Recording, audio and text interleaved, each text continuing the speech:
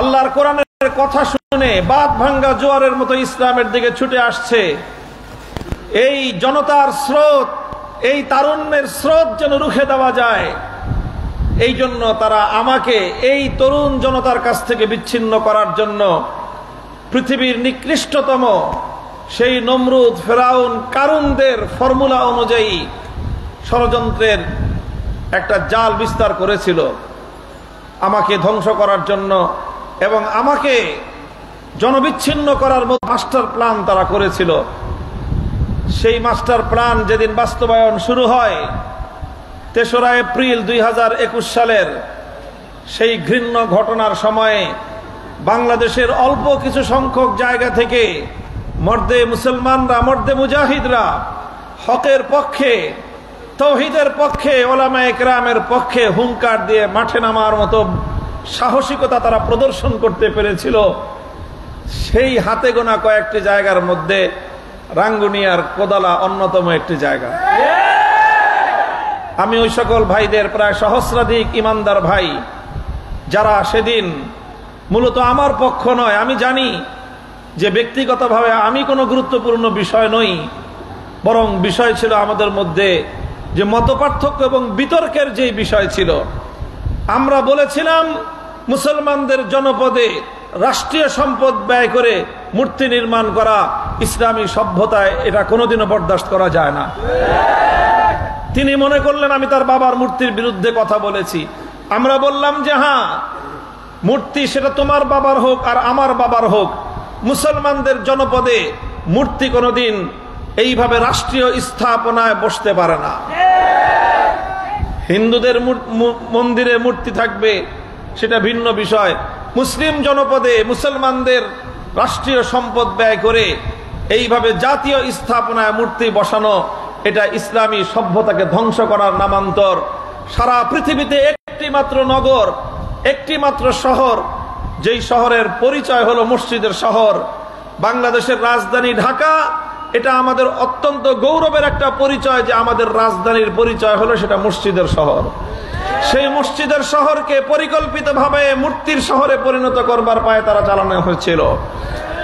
আমরা তীব্র ভাষায় আমাদের কণ্ঠের সকল শক্তিগুলোকে জড়ো করে আমরা সেই অপতৎপরতার বিরুদ্ধে প্রতিবাদ জানিয়েছিলাম।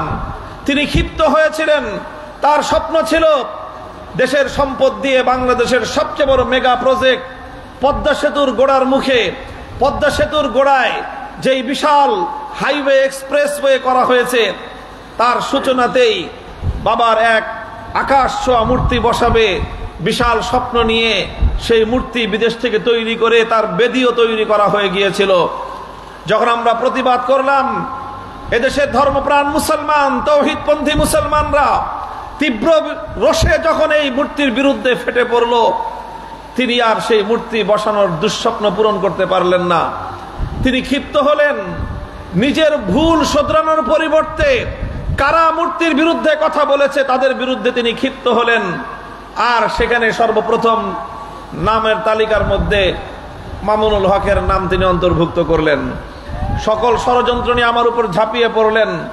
সেদিন তৌহিদপন্থী মুসলমানরা এদেশের প্রতিটি ঘরে ঘরে আবার বৃদ্ধ বনিতা, 100 বছরের বৃদ্ধ বৃদ্ধা থেকে নিয়ে শুরু করে তরুণ একেবারে নবীনরা পর্যন্ত সকলেই কায়মনোবাক্যে আল্লাহর কাছে দোয়া করেছিল যে এই যে তৌহিদ এবং শিরকের এই মত পার্থক্য, মূর্তি এবং একত্ববাদের এই দ্বন্দ্ব, এই দ্বন্দ্বে যেন একত্ববাদের কথা যারা উচ্চারণ করে সেই আলেমদের কণ্ঠ যেন অবনমিত না হয়ে যায়, তারা যেন মূর্তির সামনে মাথা নত না করে, তারা যেন জুলুমকে ভয় পেয়ে তাদের কণ্ঠস্বর যেন বন্ধ করে না দেয়।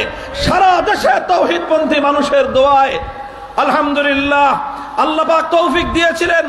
আমরা ঝুঁকি নিয়েছিলাম, সিনা টান করে যুগের বর্বর নৃশংস শাসক শেখ হাসিনার বাবার মূর্তির বিরুদ্ধে আমরা হুঙ্কার দিতে সামর্থ্য হয়েছিলাম।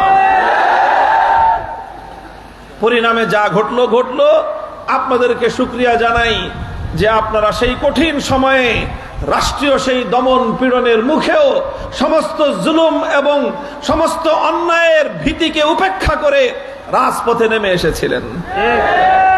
আপনারা যারা মনে করেন যে এই প্রতিবাদ দিয়ে কি হয়েছিল, আমরা কারাগারের অন্ধকার প্রকোষ্ঠে বসে বসে অনুভব করেছিলাম যে আপনাদের সেই প্রতিবাদটুকু কিভাবে জালিমের তখতে তাউসকে পর্যন্ত প্রকম্পিত করে তুলেছিল। আমরা যখন রিমান্ডে ছিলাম, আমার কাছে তখন সেই প্রশাসনের কর্মকর্তারা বলতো যে অমুক জায়গায় আপনাদের লোকেরা এরকম ভাবে প্রতিবাদ করতেছে, অমুক জায়গায় প্রতিবাদ করতেছে।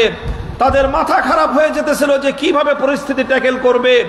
এইভাবে গোটা বাংলাদেশ থেকে যদি একত্ববাদীরা, তাওহীদপন্থীরা মূর্তির বিরুদ্ধে যদি, তাওহীদের পক্ষে যদি তারা রাজপথে নেমে আসে, তখন তার ক্ষমতার মসনদ নিয়ে দুশ্চিন্তায় পড়ে গিয়েছিল। আর সেই কারণে বাধ্য হয়ে বিনা মৌসুমে তখন সে লকডাউন ঘোষণা করেছিল, মনে আছে? অনেকে বলতো এটা লকডাউন তো না, এটা ছিল হেফাজত ডাউন।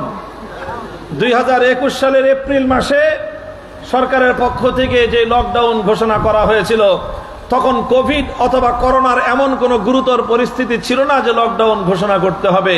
কিন্তু রমজান মাসে মানুষের মসজিদগুলোতে যাওয়ার পথকে রুদ্ধ করে দিয়ে এদেশের মুসলমানদেরকে নামাজরত অবস্থায় মসজিদগুলোতে ভীতি এবং আতঙ্ক তৈরি করে গোটা দেশের মধ্যে হেফাজতকে ডাউন করার জন্য লকডাউন নাম দিয়ে আমাদের অগ্রযাত্রাকে স্তব্ধ করে দেওয়ার পায়তারা চালিয়েছিল। আলহামদুলিল্লাহ, ইতিহাস প্রমাণ করে জালেম জুলুমের মাধ্যমে কিছুদিন তার ক্ষমতার মসনদ দীর্ঘায়িত করতে পারে, কিন্তু পতনকে ঠেকাতে পারে না। বরং যত দেরি হয় তার পতন তত নির্মম ভাবে হয়। 2021 সালে যদি শেখ হাসিনার পতন হতো, এতটা নির্মম ভাবে পতন হতো না। 2021 সালের মূর্তি বিরোধী আন্দোলনই 2024 সালের জুলাই বিপ্লবে পরিণত হয়েছিল। 5ই আগস্ট দুপুর বেলায় 12 পদের খাবার রান্না তৈরি করে গণভবনে একটা ভাত মুখে তুলবার তৌফিক তার হয় না।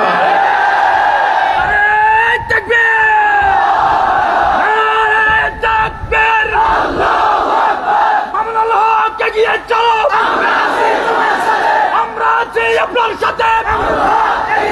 হেফাজত ইসলাম বাংলাদেশ জিন্দাবাদ, জিন্দাবাদ।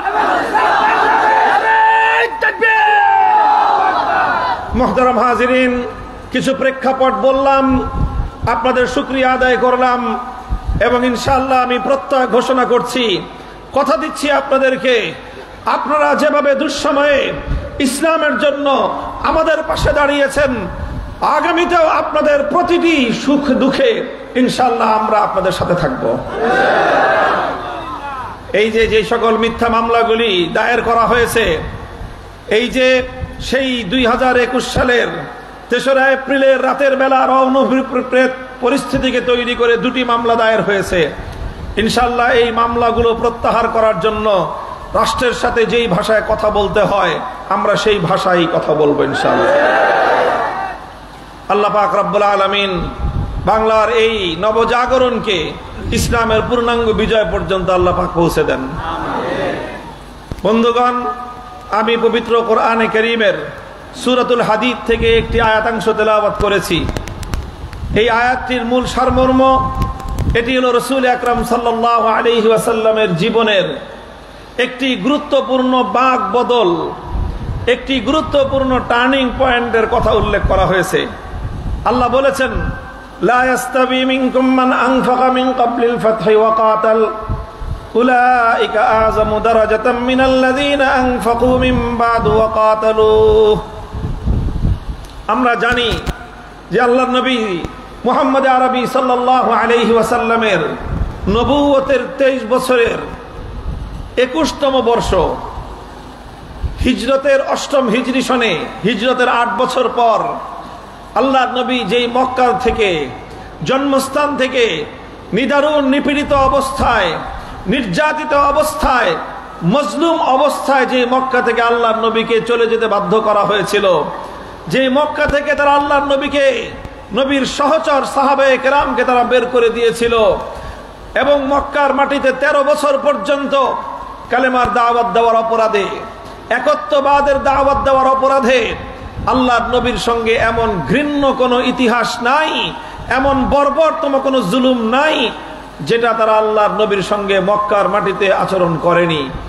সেই মক্কাবাসী যারা আল্লাহর নবীকে পবিত্র মক্কা বাইতুল্লাহর সামনে মসজিদে হারামের মধ্যে আল্লাহর দরবারে সেজদারত অবস্থায় নবীজির মাথার উপর উটের ভুঁড়ি নিক্ষেপ করে নবীজিকে শ্বাসরুদ্ধ করে হত্যা করার ষড়যন্ত্র করেছিল, যে মক্কার মাটিতে আবু জাহাল স্বয়ং নিজে আমার নবীর নামাজরত অবস্থায় গলায় গামছা পেঁচিয়ে আল্লাহর নবীকে শ্বাসরুদ্ধ করে হত্যা করার চেষ্টা করেছিল, আমার নবীজিকে রাতের বেলায় একসঙ্গে সকলে তরবারি নিয়ে হামলে পড়ে আল্লাহর নবীকে দুনিয়ার থেকে সরিয়ে দেওয়ার, নবীজিকে হত্যা করে নবীজিকে নিঃশেষ করে দেওয়ার ষড়যন্ত্র করেছিল। এমন কোনো ষড়যন্ত্র নাই যেই ষড়যন্ত্রগুলো মক্কার মাটিতে তারা চালায়নি।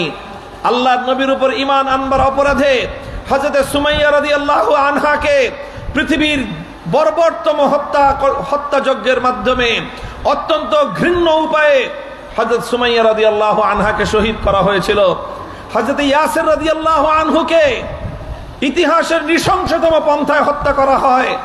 দুটি উটের সাথে ওনার দু পা বেঁধে দেওয়া হয়, এরপরে দুটি উট দুই দিকে হাঁকিয়ে দিলে হযরত ইয়াসির রাদিয়াল্লাহু আনহু ওনার শরীর দ্বিখণ্ডিত হয়ে তিনি শাহাদাত বরণ করেন। এভাবে একটার পরে একটা মর্মান্তিক ঘটনার মধ্য দিয়ে যে আল্লাহর নবী শেষ পর্যন্ত টিকতে না পেরে মক্কা থেকে তিনি মদিনায় হিজরত করেছিলেন।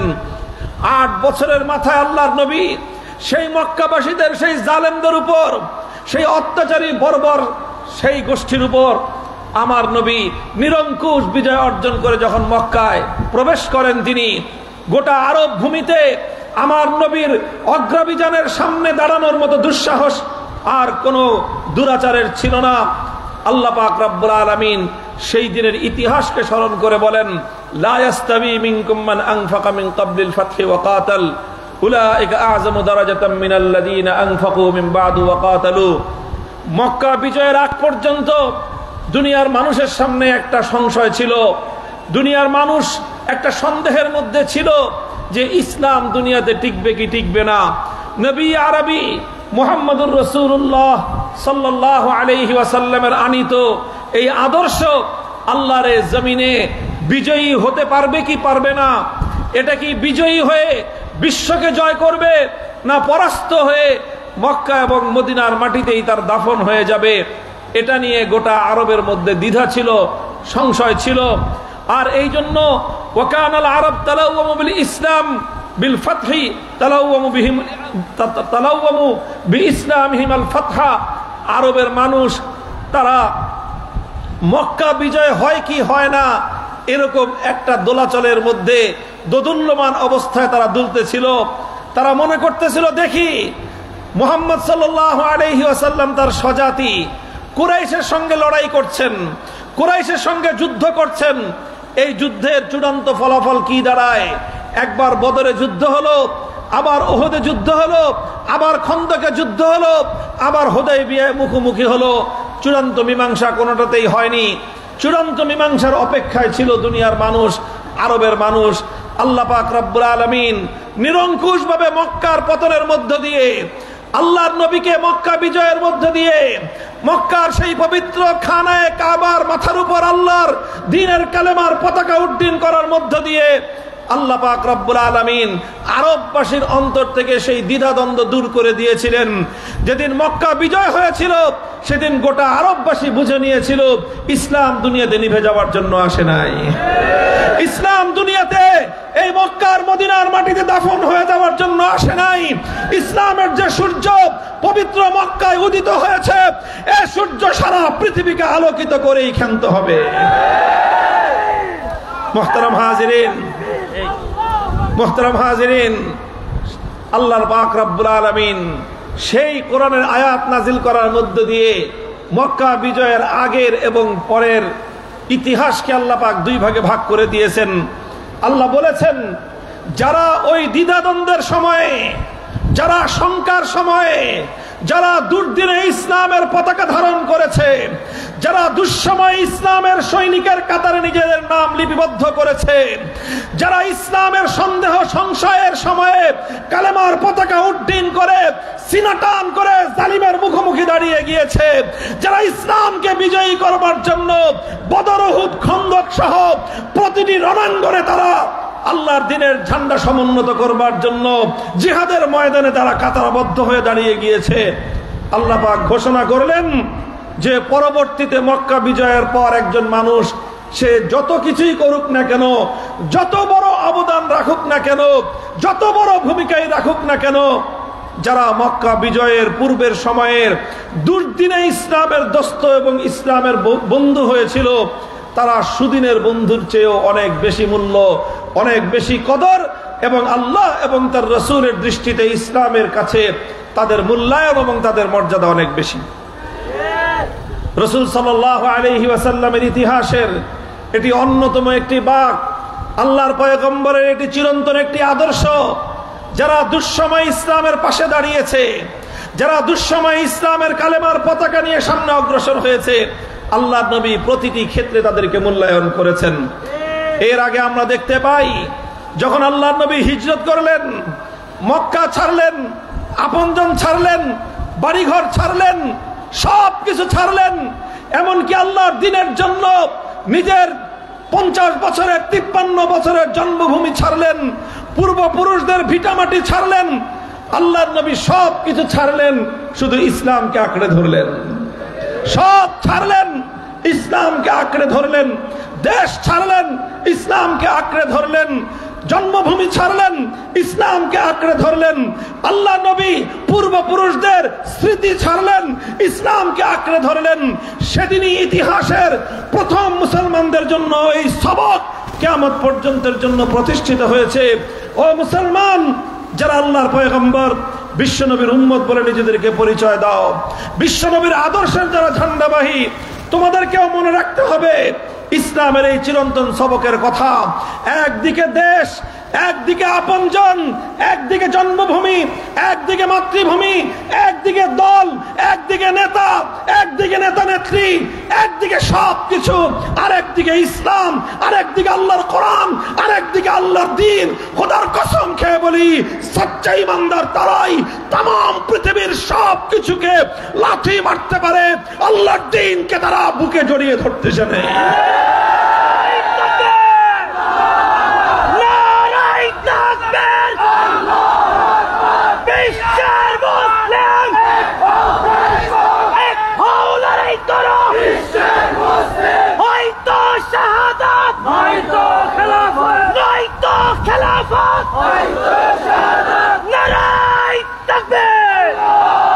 আলহামদুলিল্লাহ, আমার নবীর জীবনে নবুয়তের 23 বছরের প্রথম টার্নিং পয়েন্ট ছিল হিজরত। ঐতিহাসিক হিজরতের মাধ্যমে ইসলাম যখন মক্কা থেকে মদিনায় গেল, ইসলামের বিজয়ের প্রথম ভিত তৈরি হলো। আল্লাহ পাক রব্বুল আলামিন সোনার মদিনায় নিয়ে ইসলামকে আল্লাহ পাক রব্বুল আলামিন আউস এবং খাজরাজের মতো দুটি পবিত্র গোত্রের মুসলমানদের মাধ্যমে আল্লাহ পাক ইসলামকে শক্তিশালী করলেন। মুহাজির এবং আনসারদের মধ্যে ভ্রাতৃত্বের উখুওয়াতে ঈমানের একটা দৃঢ় বন্ধন আল্লাহ পাক তৈরি করে দিলেন। এক পাশে আবু বকর সিদ্দিক থাকলে অপর পাশে সাদ ইবনে মুআজ থাকে, এক পাশে ওমর ফারুক থাকলে আরেক পাশে সাদ ইবনে উবাদা থাকে, এক পাশে ওসমান জিন্নুরাইন থাকলে অপর পাশে আব্দুল্লাহ বিন রাওয়াহা থাকে, এক পাশে আলী মুরতাজা থাকলে অপর পাশে হাসান বিন সাবিত থাকে। এইভাবে আনসার এবং মুহাজিরদের দুটি সম্প্রদায়, দুটি পরিচয়ধারী, এক পবিত্র দুইটা কওম, দুটি মিল্লাতকে আল্লাহ পাক রব্বুল আলামিন আমার নবীর দুই পাশে জড়ো করে দিলেন, যাদের মাধ্যমে আল্লাহ পাক রব্বুল আলামিন তাম পৃথিবীতে তার দ্বীন এবং তার ইসলামের ঝান্ডা বুলন্দ করার ভিত রচনা করেছিলেন। এটা ছিল আল্লাহর পয়গম্বরের জন্য তার দ্বীনকে দুনিয়াতে বিজয়ী করবার প্রথম বুনিয়াদ, প্রথম টার্নিং পয়েন্ট, যেটি হিজরতের মাধ্যমে রচিত হয়েছিল। হিজরতের 2 বছর পর দ্বিতীয় টার্নিং পয়েন্ট আসলো, যখন বদরের রণাঙ্গনে যুদ্ধের দামামা বেজে উঠল। বদরের রণাঙ্গনে যখন যুদ্ধের দামামা বাজে, একদিকে 313 জন নিরন্ন নিরস্ত্র অসহায় মানুষ, ক্ষুধার্ত পীড়িত দুর্বল মানুষ, আর একদিকে 1000-এর উদ্ধত অস্ত্র শস্ত্রে সজ্জিত শক্তিমান, সর্বদিক থেকে তারা অস্ত্র শস্ত্রে দুনিয়ার সকল শক্তিতে বলিয়ান। কিন্তু যারা দুর্বল তাদের হাতে ছিল হকের ঝান্ডা, যারা সবল তারা ছিল মিথ্যার ঝান্ডাবাহী, যারা ছিল দুর্বল তারা ছিল তাওহীদপন্থী, যারা ছিল সবল তারা ছিল শিরকের ধ্বজাধারী। হক এবং বাতিলের লড়াই হলো বদরের রণাঙ্গনে, সত্য এবং মিথ্যার যুদ্ধ হলো, সবল আর দুর্বল যুদ্ধে লিপ্ত হলো। ইতিহাস বলে সত্যের বিজয় হয়েছিল, সবলরা সত্যের কাছে পরাস্ত হয়েছিল। এটা আল্লাহর নবীর 2 নম্বর জীবনের টার্নিং পয়েন্ট। 3 নম্বর টার্নিং পয়েন্ট আসে হুদাইবিয়ার সময়। হুদাইবিয়ায় 1400 সাহাবী নিয়ে আল্লাহর নবী মক্কার উপকণ্ঠে উপস্থিত, উমরা করতে যাবেন। মক্কার কুরাইশরা বলল, কোনো উপায়ে কোনোভাবেই আমরা আপনাকে পবিত্র মক্কায় ঢুকতে দিব না। আল্লাহর নবী তাদেরকে বললেন, আমাকে বাধা দিও না, আমি মক্কা শরীফে পবিত্র বাইতুল্লাহ উমরা করতে এসেছি। দীর্ঘ ইতিহাস শেষ পর্যন্ত আল্লাহর নবী বললেন, আজ মক্কাবাসী এমন যে কোনো শর্ত আরোপ করবে, এমন কোন যে কথা বলবে, এমন যে কোনো কথা বলবে যেই কথায় বাইতুল্লাহর সম্মান রক্ষা পায়, আমি সেই কথার মাধ্যমেই তাদের সঙ্গে একটা শান্তি চুক্তি করতে প্রস্তুত। ইতিহাস বলে শেষ পর্যন্ত হুদাইবিয়ার শান্তি চুক্তি স্বাক্ষরিত হলো। হুদাইবিয়ার শান্তি চুক্তির মাধ্যমে, সুলহ হুদাইবিয়ার মাধ্যমে, যুদ্ধ বিরতির চুক্তির মধ্য দিয়ে নবী করিম সাল্লাল্লাহু আলাইহি ওয়াসাল্লাম মদিনায় ফিরে আসলেন। মক্কাবাসীরা মনে করলো আমার নবীকে মক্কা ঢুকতে না দিয়ে তারা বিজয়ী হয়েছে। তারা মনে করেছিল হুদাইবিয়ায় এসে আমার নবী উমরা না করে, আল্লাহর ঘর জিয়ারত না করে আবার মদিনায় ফিরে গিয়েছেন। এটা তারা মনে করেছিল ইসলামের পরাজয়, এটাকে তারা মনে করেছিল মক্কার মুশরিকদের বিজয়। কিন্তু আমার আল্লাহ পাক রব্বুল আলামিন আমার নবী যখন মক্কা থেকে মদিনার পথে ফিরে যান, কোরআনে কারীমের সূরাতুল ফাতহ নাজিল করে আল্লাহ পাক সেই সন্ধিকে, সেই যুদ্ধ বিরতির চুক্তিকে আল্লাহ পাক ইন্না ফাতাহনা লাকা ফাতহাম মুবিনা, ফাতহে মুবিন বলে আল্লাহ আখ্যায়িত করেছিলেন। উলামায়ে কেরাম, এটা ছিল আল্লাহর পয়গম্বরের জীবনের 3য় বাক পরিবর্তনকারী ইতিহাসের মোড়, যেখান থেকে ইসলাম নতুন টার্নিং এর দিকে গেল। এটা ছিল 3য় ঘটনা। আর 4র্থ ঘটনা হলো মক্কা বিজয়। এই মক্কা বিজয়ের মধ্য দিয়েই মূলত ইসলাম চূড়ান্তভাবে গোটা আরব বিশ্বে এবং প্রকারান্তরে সারা পৃথিবীতে ইসলামের হেলালি নিশান উড্ডীন হওয়ার দুয়ারটা একে একে উন্মুক্ত হয়েছিল। আমি শান রিসালাতের আলোচনা করতে গিয়ে নবী আকরাম সাল্লাল্লাহু আলাইহি ওয়াসাল্লামের জীবনের গুরুত্বপূর্ণ 4টি ঘটনার দিকে আমি ইঙ্গিত করলাম। এই প্রত্যেকটি ঘটনা তারিখ এবং সিরাতের আলোকে আরো দীর্ঘ দীর্ঘ পর্যালোচনার দাবি রাখে। কিন্তু সংক্ষিপ্ত সময়ে, রাত গভীর, আমি আপনাদেরকে মূল যে মেসেজটা দিতে চাই, আজ আমার বাংলাদেশের এই প্রেক্ষাপটকে সামনে রেখে, বাংলাদেশের বর্তমান পরিস্থিতিকে সামনে রেখে, উলামায়ে উম্মতের পক্ষ থেকে, জাতির নাবিকদের পক্ষ থেকে, জাতির নকিবদের পক্ষ থেকে আপনাদের সামনে আমাদের আগামীর করণীয় সম্পর্কে আমি আপনাদেরকে একটা বার্তা দিব। আমি বলতে চাই, আল্লাহর নবীর এই সকল ঘটনাগুলোর মধ্য দিয়ে প্রমাণ হয়, যখন ইতিহাসের বাক বদলের সময় হয়, তখন ভুল সিদ্ধান্ত গ্রহণ করলে তার জন্য জাতিকে চরম মূল্য গুনতে হয়। ইতিহাসের যখন বাক বদলের সময় আসে, জাতির ভাগ্যে যখন টার্নিং পয়েন্ট আসে, তখন সেই সময়ে হিম্মত করে, সেই সময়ে সৎসাহসিকতার সাথে, সেই সময়ে ইখলাস এবং লিল্লাহিয়াতের সাথে যে জাতি সঠিক সিদ্ধান্ত গ্রহণ করতে পারে, বিজয় এসে তাদেরই পদচুম্বন করে। আমি আল্লাহর পয়গম্বর থেকে নিয়ে আজ পর্যন্ত ইতিহাসের সোনালী পাতার কয়েকটি ঝলক আপনাদেরকে স্মরণ করিয়ে দিতে চাই। আমার নবী ইন্তেকাল করলেন, মদিনা শরীফে আল্লাহর নবীর দাফন হলো, খেলাফতের ঝান্ডা আবু বকর সিদ্দিক রাদিয়াল্লাহু তাআলা আনহু সামলালেন। নবীজির মানসাবে খেলাফত, নবীজির মানসাবে ইমারত, নবীর নেতৃত্বের চেয়ারে তার খলিফা, তার সবচেয়ে যোগ্য উত্তরসূরি আবু বকর রাদিয়াল্লাহু তাআলা আনহু উপবেশন করলেন।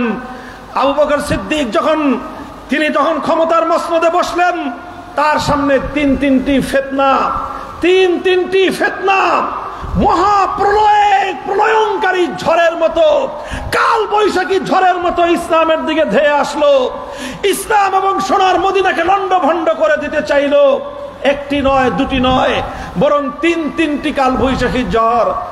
একটা ঝড় ছিল যেটা হযরত আবু বকর সিদ্দিকের খেলাফতের সময় মাথাচাড়া দিয়ে উঠলো। ইতিহাস বলে যেটাকে মানেইন যাকাতের ফিতনা।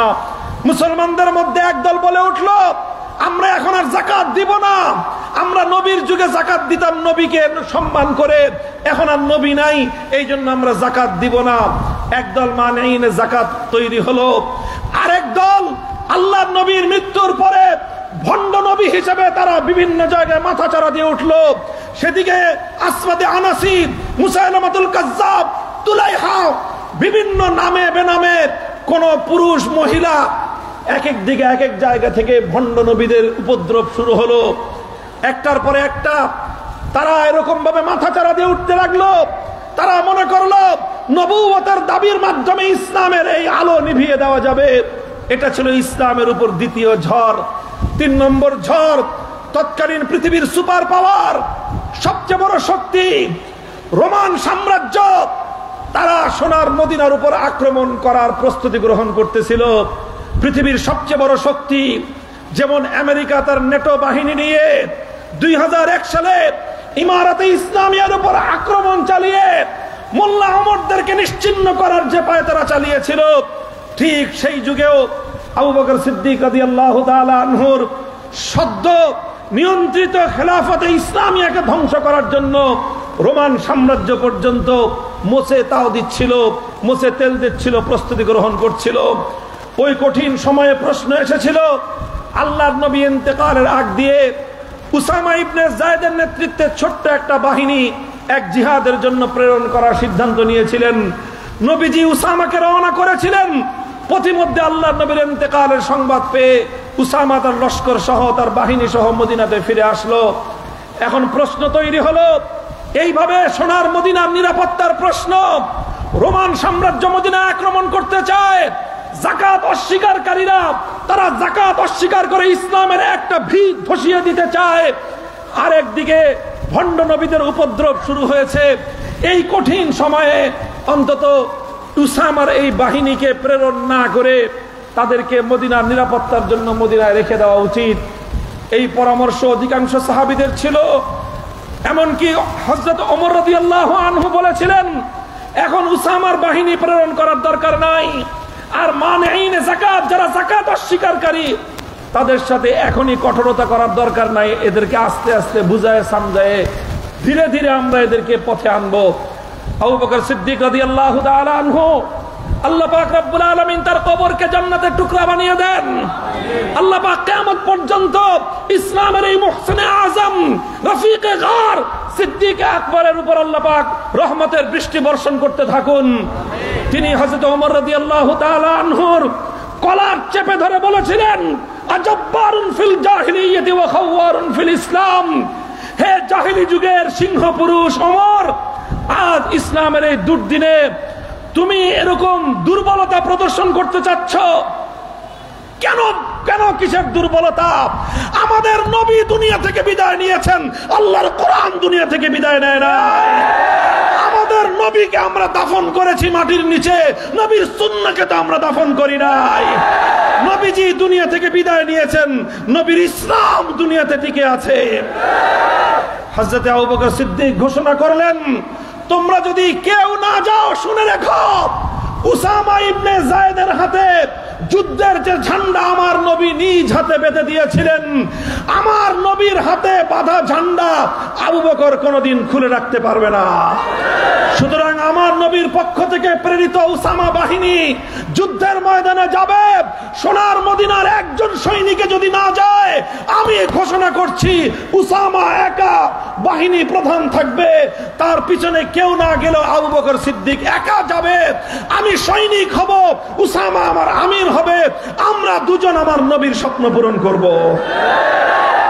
মুহতারাম হাজিরিন, আবু বকর সিদ্দিকের এই দৃঢ় সিদ্ধান্ত তিনি ঘোষণা করলেন, ওয়াল্লাহি লাউ মানাউনি ইকালান কানু ইউআদ্দুনাহু ইলা রাসূলিল্লাহি সাল্লাল্লাহু আলাইহি ওয়াসাল্লাম লাকাতালতুহুম আলা মানইহা। খবরদার, যারা মনে করছো আল্লাহর নবীর ইন্তেকালের কারণে ইসলাম এবং মুসলমানরা দুর্বল হয়ে গেছে, তোমরা বোকার স্বর্গে বসবাস করছো। আমরা আমাদের নবীর ইন্তেকালের কারণে আমরা দুর্বল হইনি, আরো সবল হয়েছি আমরা। তিনি ঘোষণা করলেন, একটা উটের বাচ্চার একটা বকরির রশিও যদি কেউ যাকাতে দিতে অস্বীকার করে, আবু বকর সিদ্দিক তার বিরুদ্ধে যুদ্ধ ঘোষণা করলো।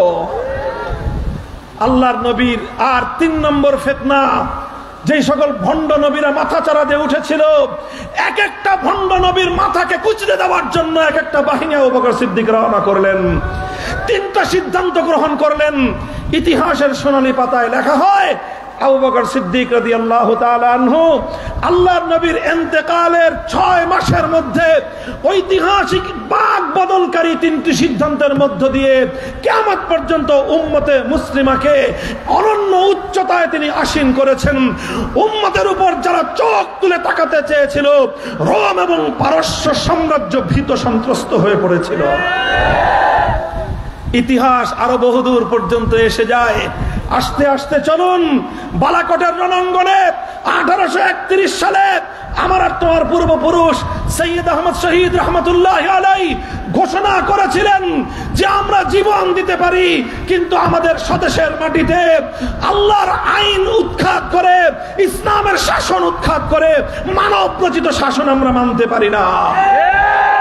সৈয়দ আহমদ শহীদ রহমতুল্লাহি আলাইহি ইংরেজদের বিরুদ্ধে পৃথিবীর সবচেয়ে বড় empire, the great empire of British, তার বিরুদ্ধে তিনি বালাকোটের রণাঙ্গনে জিহাদের ময়দানে ঝাঁপিয়ে পড়েছিলেন। আমার এই সোনার বাংলার মাটি থেকেও সৈয়দ আহমদের সাথে সেই বালাকোটের রণাঙ্গনে যুদ্ধে অংশগ্রহণ করার জন্য বহু মুজাহিদিনরা এখান থেকে পায়ে হেঁটে গিয়ে শামিল হয়েছিলেন।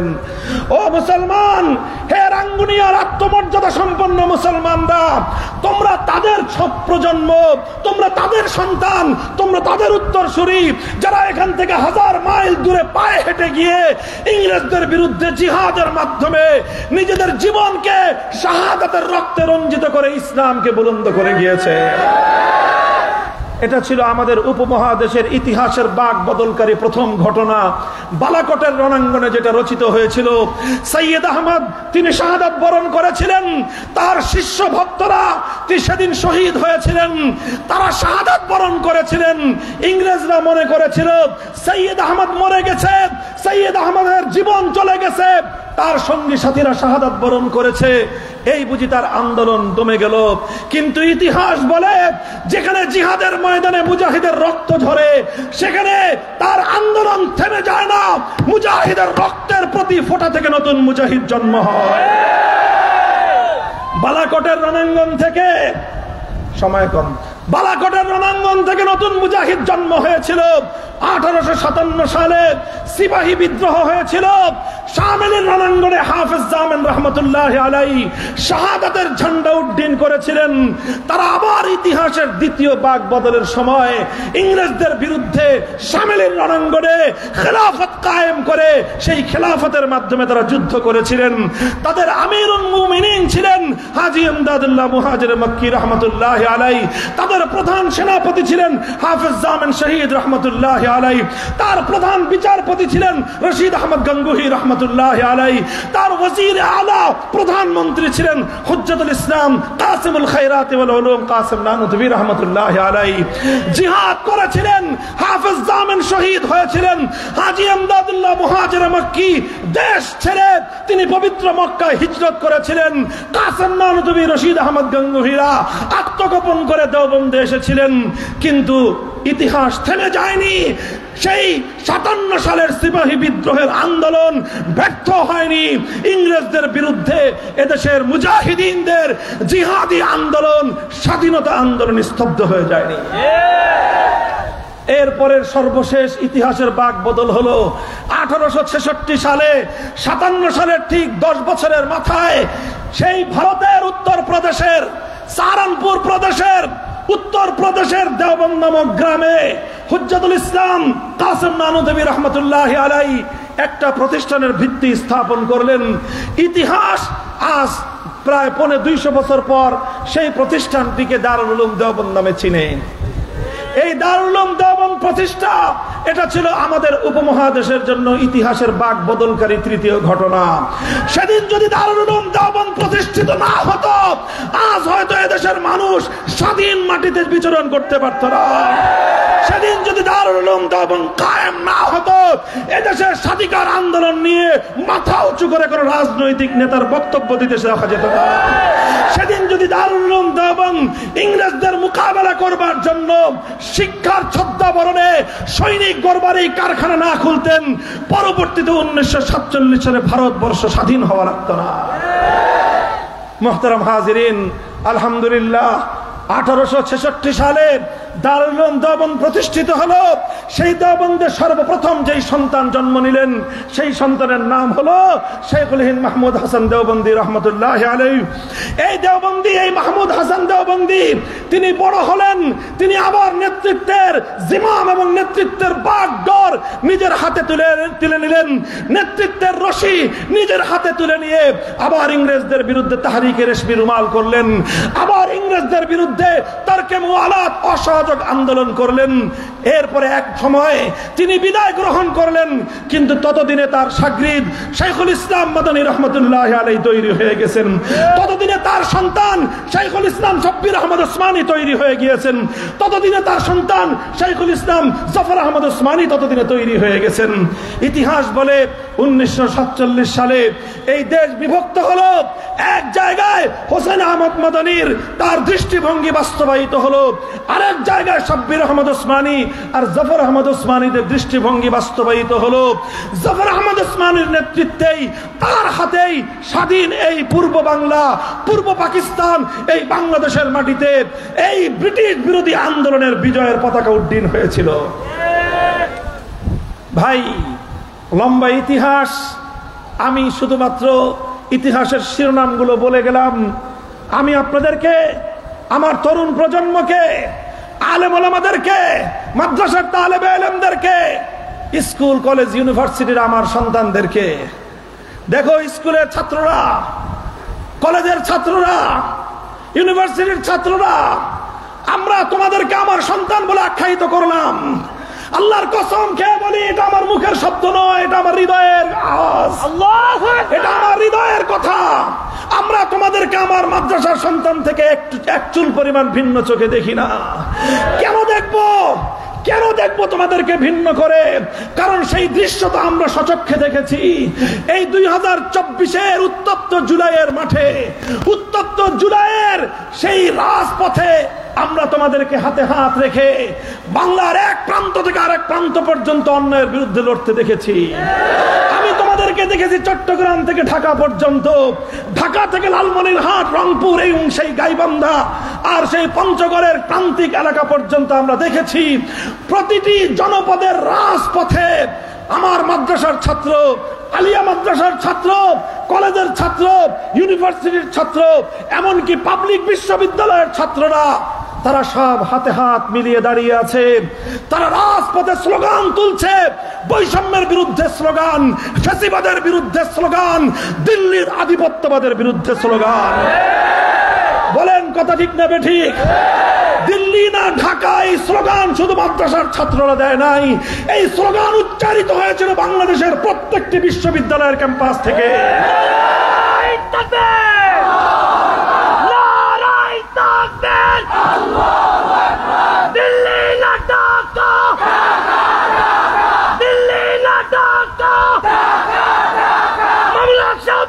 চলো, আমরা আছি তোমার সাথে। মুহতারাম হাজিরিন, আমি দ্ব্যর্থহীন ভাষায় ঘোষণা করতে চাই, জুলাই বিপ্লবের সফলতার অন্যতম রহস্য হলো এই ফ্যাসিবাদী ভিনদেশী দালাল চক্র বাংলার ক্ষমতার মসনদে যারা বিদেশি প্রভুদেরকে খুশি করার জন্য 16 কোটি মানুষের বিরুদ্ধে যুদ্ধ করত, যারা আমার সন্তানদেরকে গুম করে খুন করত, আর তার মা বছরের পর বছর হারানো সন্তানের অপেক্ষায় প্রতীক্ষায় প্রহর গুনত, বিনিদ্র রজনী কাটত প্রতিটি ঘরে ঘরে মায়েদের। এক একজন বাবা তার সন্তানের সন্ধানে পাগলের মতো হন্যে হয়ে ঘুরছে, শহর থেকে শহর, মর্গ থেকে মর্গ, হাসপাতাল থেকে হাসপাতাল। আমার সন্তানের কোনো সন্ধান পাওয়া যায় কিনা? ওই সকল বাবারা সন্তান খুঁজতে খুঁজতে স্যান্ডেলের পায়ের তলা ক্ষয় হয়েছে, সন্তানের সন্ধান পায় নাই। শেষ পর্যন্ত আরশের রবের দিকে হাত তুলে ফরিয়াদ করেছিল, হে মালিক রব্বুল ইজ্জত, তুমি এই জালিমকে ধ্বংস করো। আমি আপনাদের কাছে জানতে চাই, ওই সকল সন্তান হারা মায়েদের, ওই সকল সন্তান হারা মায়েদের গভীর রজনীতির হাহাকার খোদার আরশ পর্যন্ত পৌঁছেছিল কিনা? সন্তান হারা পিতাদের অসহায় কান্নার চিৎকার আমার রব শুনেছেন কি শুনেন নাই? খোদার কসম খেয়ে বলি, আমার রবের দরবারে যদি মজলুম এই সকল পিতা মাতার কান্নার আওয়াজ না পৌঁছতো, জুলাই বিপ্লব হতো না, 5ই আগস্ট স্বৈরাচারের দোসররা দেশ থেকে পালিয়ে যেতে বাধ্য হতো। হে আমার সন্তানেরা, তুমি স্কুলে পড়তে পারো, তুমি কলেজে পড়তে পারো, ইউনিভার্সিটিতে পড়তে পারো, আলিয়া মাদ্রাসায় পড়তে পারো, কওমি মাদ্রাসায় পড়তে পারো। জাতির জন্য প্রতিটি শিক্ষার প্রয়োজন, তবে বিভেদের কোন স্থান বাংলাদেশে নাই। ফ্যাসিবাদী শক্তি আমাদেরকে বিভেদের দেয়াল দাঁড় করে দিয়েছিল আমাদের ভিতরে। 53 বছর পর্যন্ত বিভক্তির রাজনীতি সে করত। যারাই দেশের পক্ষে কথা বলতো, যারাই দিল্লির বিরুদ্ধে কথা বলতো, যারাই বৈষম্যের বিরুদ্ধে কথা বলতো, যারাই দেশটাকে নিয়ে স্বপ্ন দেখতো, তাদেরকেই বলতো তুই শালা রাজাকার। বলতে বলতে বলতে বলতে তার জিহ্বা এত লম্বা হয়েছিল, শেষ পর্যন্ত জুলাই বিপ্লবের সময় আমাদের 4 কোটি আগামীর ভবিষ্যৎ বাংলাদেশের 4 কোটি সন্তানকে রাজাকারের বাচ্চা বলে গালি দিয়েছিল। মূলত সেদিনই আমার রব্বুল আলামিন তার কফিন, ক্ষমতার কফিনের মধ্যে প্রেক ঠুকে দিয়েছিলেন। এরপরের ইতিহাস আলহামদুলিল্লাহ আমরা দেখেছি। এক একটি রাজপথে আমাদের এই সকল শিক্ষাঙ্গনগুলো থেকে ছেলেরা সব একীভূত হয়ে হাতে হাত রেখে অন্যায়ের বিরুদ্ধে, জুলুমের বিরুদ্ধে তারা কথা বলছে। আমার মাদ্রাসার ছাত্রদেরকে সাংবাদিকরা প্রশ্ন করত যে হুজুর, আপনারা তো সরকারি চাকরি করবেন না, কোটা থাকলেই কি কোটা না থাকলেই কি, আপনারা এখানে নামছেন কেন? আমার কওমি মাদ্রাসার সন্তানরা জবাব দিত, আমরা কোটার জন্য নামি নাই, সরকারি চাকরির জন্য নামি নাই। বলো বিশ্ববিদ্যালয়ে আমার ভাইকে খুন করলা কেন? বলো কলেজে পড়ো আমার ভাইকে তুমি কেন হত্যা করছো? ভাইয়ের রক্তের বদলা চাই। মুহতারাম হাজিরিন, এটাই হলো বাংলাদেশের শক্তি, এটাই হলো বাংলাদেশের শক্তি। কওমের ছেলেরা আলিয়ার ছেলেদেরকে ভাই বলবে, মাদ্রাসার ছেলেরা স্কুল এবং ইউনিভার্সিটির ভাই সন্তানদেরকে নিজেদের ভাই বলবে। এই শক্তিকেই ভয় পায় মুসলমানদের শত্রুরা, এই ঐক্যকেই ভয় পায় ইসলামের দুশমনেরা। আমি তোমাদেরকে বলতে চাই, এই যে ঐক্যের একটা ভিত তৈরি হলো, এবং আলহামদুলিল্লাহ আমি দেখেছি, গভীরভাবে পর্যবেক্ষণ করে দেখেছি, উত্তাল স্লোগানে স্লোগানে রাজপথ উত্তাল, রাজপথ উত্তাল, রক্ত ঝরছে রাজপথে, বুলেটের আঘাত লাগছে রাজপথে, বারুদের আঘাতে, বারুদের ঝাঁজে রাজপথ ঝাঁঝরা হয়ে গেছে, ঝাঁঝালো হয়ে আছে। হঠাৎ নামাজের ওয়াক্ত হয়ে গেল, জোহরের নামাজের ওয়াক্ত। যে পথে ওরা স্লোগান দিয়েছিল, মিছিল করেছিল, যেই পথে ওরা বুকের রক্ত ঢেলে দিয়েছিল, সেই পিচ ঢালা রাজপথকে যায় নামাজ বানিয়ে একটা কলেজের ছাত্র আল্লাহু আকবারের আজান দিল, আর একটা মাদ্রাসার ছাত্র ইমাম হয়ে তারা রাজপথে জামাত কায়েম করলো। স্কুল কলেজ আলিয়া মাদ্রাসা, কওমি মাদ্রাসা, ইউনিভার্সিটির ছাত্ররা ভেদাভেদ ভুলে গিয়ে সারিবদ্ধ হয়ে এক ইমামের পিছনে নামাজ দাঁড়িয়ে গেল। বলেন, এই দৃশ্য বাংলার মাটিতে স্থাপিত হয়েছে কি হয় নাই? নামাজের পরে তারা যখন হাত তুলল, তাকায় দেখবেন আজও বিভিন্ন নেট দুনিয়ায় সেই সকল দৃশ্য এখনো পর্যন্ত ঘুরপাক খাচ্ছে। ওরা যখন হাত তুলে খোদার দরবারে ফরিয়াদের হাত উত্তোলন করলো, ওদের নিষ্পাপ চোখ গলে বাদ ভাঙ্গা জোয়ারের মতো অশ্রু গড়াতে আরম্ভ করলো। সে অশ্রু জমিনে পড়ে নাই, সে অশ্রু খোদার আরশ পর্যন্ত পৌঁছে গিয়েছিল। মুহতারাম হাজিরিন, আপনারা দেখেছেন 5ই আগস্ট স্বৈরাচারের পতনের সংবাদে সবচেয়ে আনন্দ ঘন, সবচেয়ে সবচেয়ে বেশি আকর্ষণীয় যে দৃশ্যটা আমি দেখেছি, আপনারা শুধু দেখেছেন অনেকেই গণভবনের মানুষ জিনিসপত্র নিয়ে যাচ্ছে, আপনারা শুধু এটা দেখেছেন।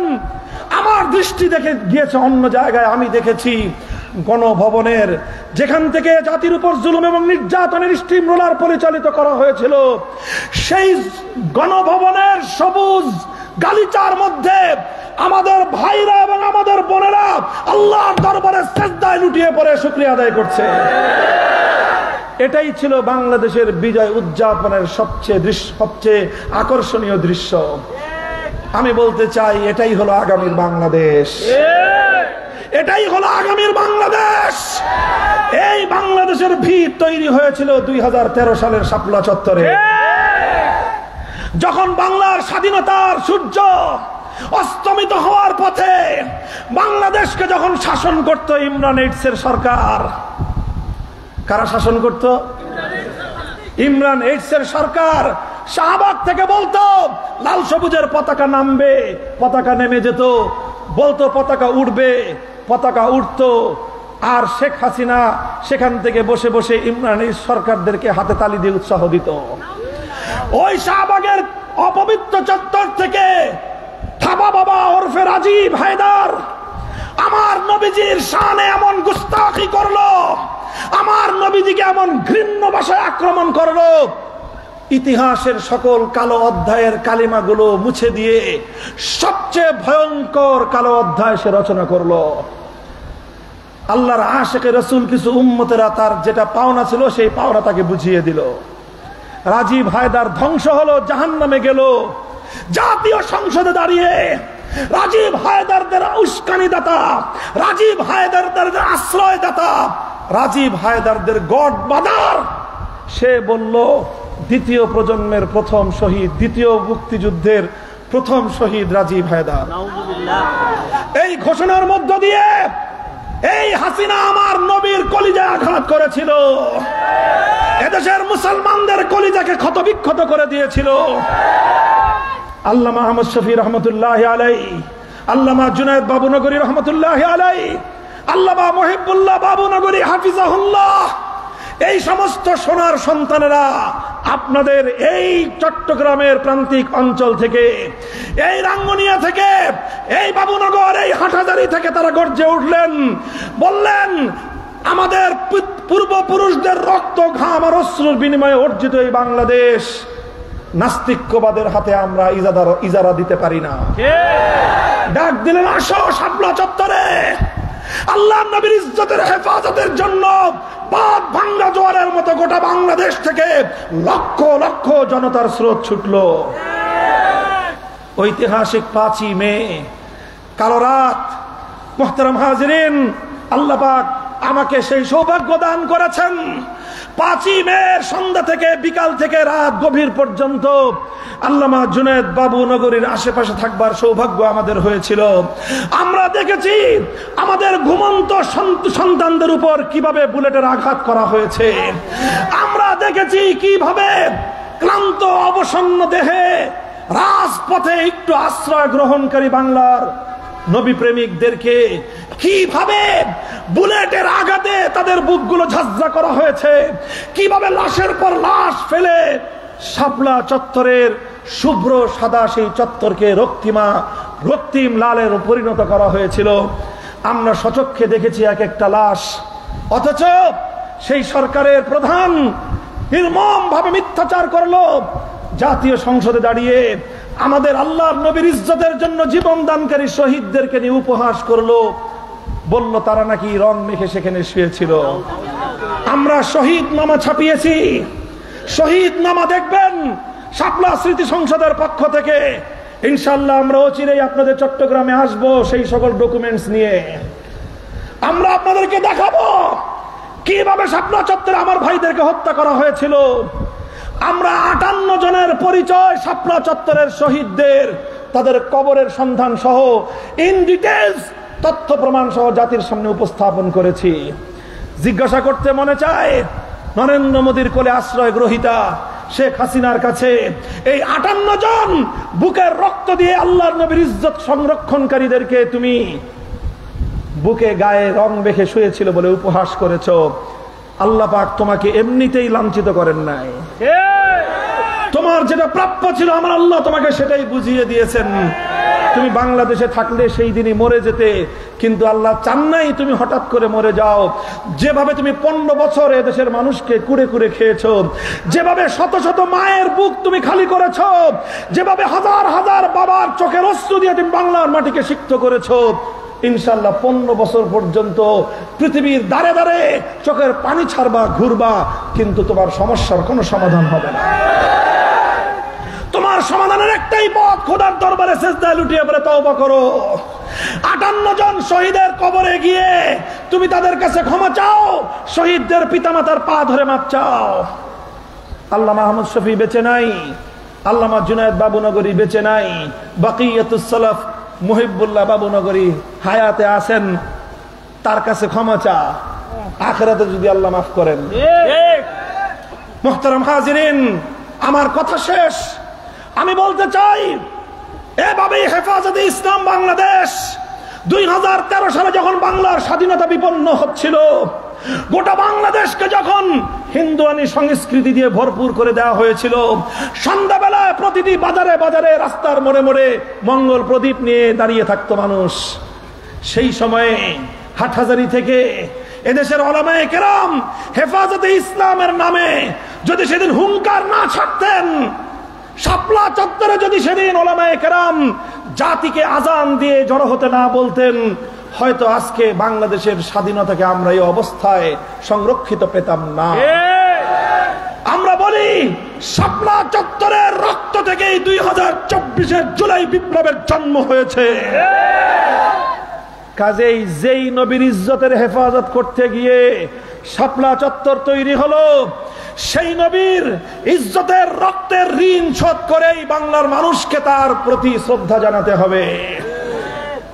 আজ সেই শাপলা চত্বরের রক্তের বদৌলতে গড়ে ওঠা জুলাই বিপ্লব, এই জুলাই বিপ্লবের মাধ্যমে অর্জিত নতুন স্বাধীন বাংলার মাটিতে বসে এখন আমার নবীকে কটাক্ষ করা হবে, আল্লাহর কোরআনকে অপমান করা হবে। বাংলার মানুষ বরদাস্ত করবে না, বরদাস্ত করতে পারে না, বরদাস্ত করে না।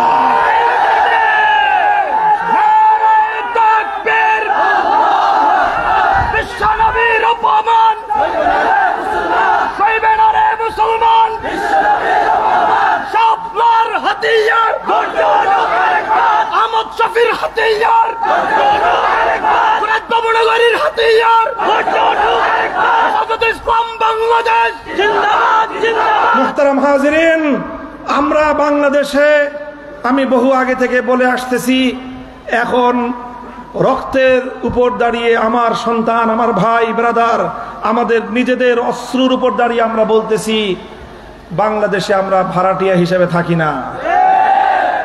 আমাদেরকে ভাড়াটিয়ার মতো কেউ ভাববেন না। আপনারা এদেশের বসবাসকারী যত রাজনৈতিক দল আছেন, আমরা এদেশে নিজের বাপ দাদাদের রক্ত দিয়ে কেনা মাটিতে মালিকানা সূত্রে বসবাস করি। আমরা বলতেছি, আমার আগামী দিনের সন্তানদেরকে নাচ গান শেখানোর জন্য আমরা স্কুলে আমার সন্তানরা যায় না, পড়াশোনার জন্য যায়। যত পড়াশোনা আছে করান। আমরা বলি না শুধু ধর্ম শিখান, আমরা বলি ইংলিশ শিখান, বাংলা শিখান, গ্রামার শিখান, ইতিহাস শেখান, ভূগোল শেখান, অঙ্ক শেখান, সব কিছু শেখান। কিন্তু আমার সন্তানদের এই নাচানাচি কুদাকুদি করার জন্য শিক্ষা প্রতিষ্ঠানে আমরা পাঠাইনি। আমরা বছরের পর বছর যুগ যুগ ধরে বলে আসতেছি, এই প্রাইমারি স্কুলগুলোতে আমার সন্তানদেরকে শিক্ষা দেওয়ার জন্য একটা কোরআনের শিক্ষক নিয়োগ দেন। আপনাদের কান দিয়ে পানি ঢুকে না, আর আপনারা নাচেন না বুড়ির মতো এসে আমাদের প্রাইমারি স্কুলগুলোতে নাচার শিক্ষক নিয়োগ দেওয়ার জন্য পারাপারি শুরু করে দিয়েছেন। মনে রাখবেন, এই আগুন নিয়ে ছিনিমিনি খেলবার অপতৎপরতা বরদাস্ত করা হবে না। আমাদের আগামীর কথা পরিষ্কার কথা, এ বাংলার মাটিতে যারা আল্লাহর কোরআনকে অবমাননা করবে, যারা আল্লাহর কোরআনের শিক্ষার বিরুদ্ধে অবস্থান গ্রহণ করবে, যারা ইসলামী সভ্যতাকে, ইসলামী তাহজিব তামাদ্দুনকে বাংলার মাটি থেকে উচ্ছেদ করবার, উৎখাত করবার পায়তারা করবে, তাদের বিরুদ্ধে যুদ্ধ করার জন্য প্রয়োজনে আমরা আবার শাপলা চত্বরে যাব, আবার শাপলা চত্বরে যাব। এই প্রস্তুত আছেন তো? প্রস্তুত থাকবেন তো ইনশাআল্লাহ? উলামায়ে কেরামের সঙ্গে থাকবেন। আলেমরা ইনশাআল্লাহ বিক্রি হবে না। আলেম সম্প্রদায় দেশ এবং জাতির ঈমান রক্ষার জন্য, দেশের স্বাধীনতা রক্ষা করার জন্য প্রত্যেকটি মাদ্রাসা দেশের ক্যান্টনমেন্ট হিসেবে দাঁড়িয়ে যাবে ইনশাআল্লাহ। যারা বাংলাদেশকে ধ্বংস করার স্বপ্ন দেখো, মনে রেখো এদেশের 18 কোটি মানুষ রক্ত দিয়ে দেশের স্বাধীনতা ঐতিহ্যকে রক্ষা করবে ইনশাআল্লাহ। দেখা হবে আবার আপনাদের সাথে। দোয়া চাই কথাগুলো যেন শুধু আমার মুখের না হয়, হৃদয়ের কথা যেন হয়। আমল করার তৌফিক আল্লাহ পাক আমাদের সকলকে দান করুন। সুবহানাল্লাহি ওয়া বিহামদিহি, সুবহানাকাল্লাহুম্মা বিহামদিক, আশহাদু আল্লা ইলাহা ইল্লা আনতা, আস্তাগফিরুকা ওয়া আতুবু ইলাইক। সুবহান রাব্বিকা রাব্বিল ইজ্জাতি আম্মা ইয়াসিফুন ওয়া সালামুন আলাল মুরসালিন ওয়ালহামদুলিল্লাহি রাব্বিল আলামিন। আসসালামু আলাইকুম ওয়া রাহমাতুল্লাহ। মেহেরবানি করে কেউ মুসাফা করার জন্য ভিড় করবেন না, আল্লাহর ওয়াস্তে। এটাতে আমাদের অনেক কষ্ট হবে, আমাদের হাতে সময় খুবই কম, কাজেই মেহেরবানি করে কেউ মুসাফা করার জন্য কাছে ভিড়বেন না।